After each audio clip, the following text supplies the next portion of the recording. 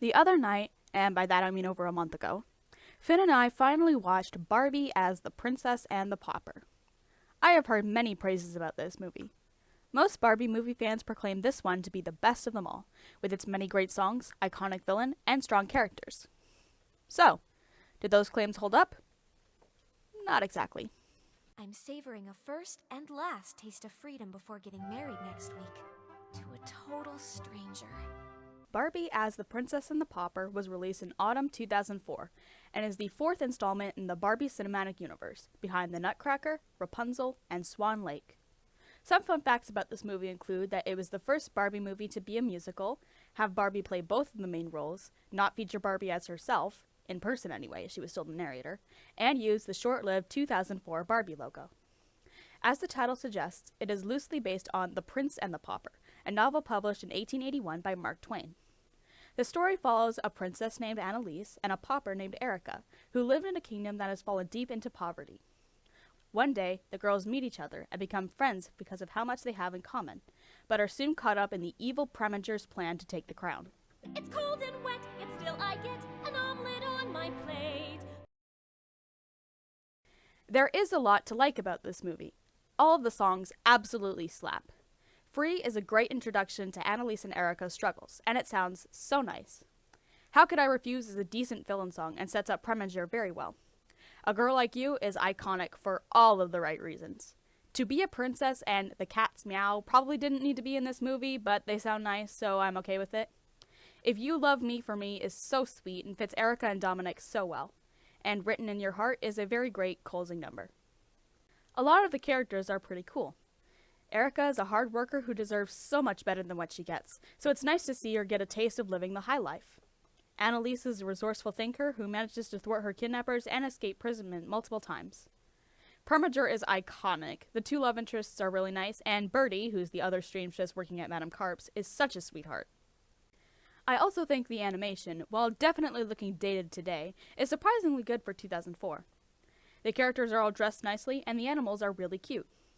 I've heard another critic criticize the animation by pointing out that The Incredibles came out the same year and looks way better, but I don't think that's a fair comparison because Incredibles was a huge blockbuster made by two animation giants worth billions. Meanwhile, Barbie as the Princess and the Pauper was direct-to-video and animated by a much smaller company. I mean, I guess you could make the argument that they should have had a bigger budget for this movie, considering that Barbie is one of the most profitable toy lines in the world and Mattel's biggest moneymaker. But I don't know if it would have helped since, again, it's a direct-to-video movie made in 2004.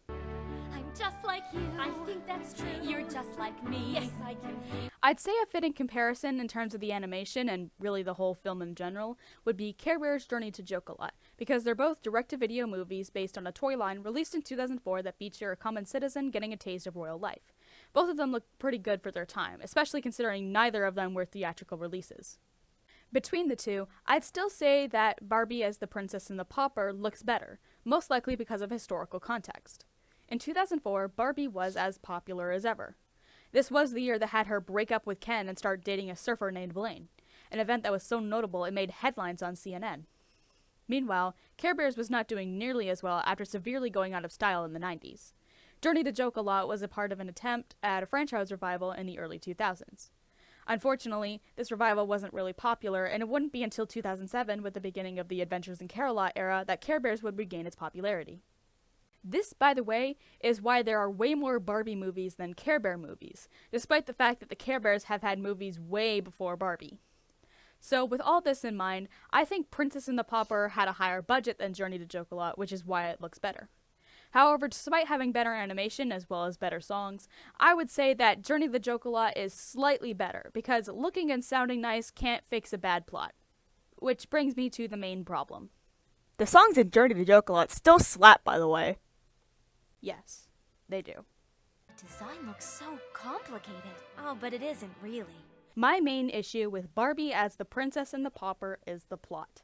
It is very needlessly convoluted, especially in terms of Premiger's plan.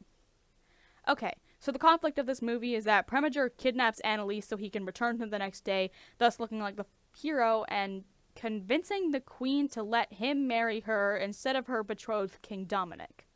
First of all, Annalise is like 15 and you are a crusty old man. Go to jail. Second, Annalise isn't marrying Dominic because she likes him. She has to do it to get the kingdom out of bankruptcy. I guess Preminger did think of that since it's established that he was stealing gold from the mines, but wouldn't the queen be highly suspicious of his wealth? Anyway, the royal tutor Julian finds out about the plot and goes to find Erica.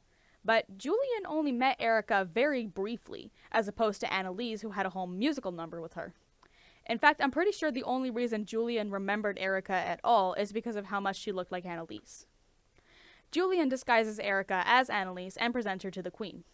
He also takes the queen's glasses so she won't notice that it's not actually Annalise, even though it had already been established that Erica is identical to Annalise in all but hair color and a certain birthmark that isn't even visible without pulling down her sleeve. If anything, you'd think that Erica having a deeper voice than Annalise would have given her away. Annalise escapes Preminger's two idiot henchmen, but then Julian gets kidnapped and Annalise, being turned away from the palace because of Erica already being there, ends up being enslaved by Madame Carp at her dress shop. And if you don't mind me going on a tangent here, Madame Carp is the biggest bitch I have ever seen in any Barbie animated anything. Seriously, she is worse than Raquel, she is worse than Violet, she is even worse than motherfucking Duchess Rowena. She spends the entire movie treating everyone around her like subhuman filth, she uses child slave labor, and she has no respect for anyone.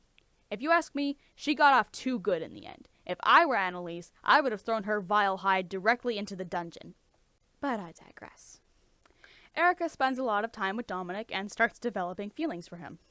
Meanwhile, Preminger goes out and finds Annalise and decides that the best course of action is to trap her and Julian in the mine and collapse it on top of them. So now our main villain is a murderer, on top of being a thief and a pedophile. Then he goes back to the castle and snatches Erica's wig. As in, he literally tears the blonde wig off her head. He also tells the queen that Annalise was killed. Erica gets thrown in the dungeon for impersonating the princess, while Preminger decides to marry the queen? Even though if he does that, she'll find out that he's been stealing gold from the mines. Also, what a dick move to immediately force this widowed woman to marry him so soon after lying to her that her only child is dead. Erica breaks out of the dungeon and finds Dominic, while Annalise and Julian flood the mine to float to the top and escape. They all meet up and go to the castle just in time to stop Preminger from marrying the queen. After some shenanigans, Preminger is scuttled for good. The kingdom is no longer bankrupt, because apparently the mines were full of valuable geodes and nobody knew until Annalise went down there. And Annalise and Erica marry Julian and Dominic. The end. The issue I have is that Preminger's plan is all over the place. It changes on a dime and ultimately makes no sense. You want the throne, so you decide to force the princess to marry you when the queen, who is in your age range and not a minor, is already single. You suspect the princess is an imposter, so you just go up to her and yank her hair. What if that actually was Annalise? He would have just assaulted the princess in front of multiple witnesses, including her mother, the queen. Your plans are falling apart, so you decide to fake the princess's death?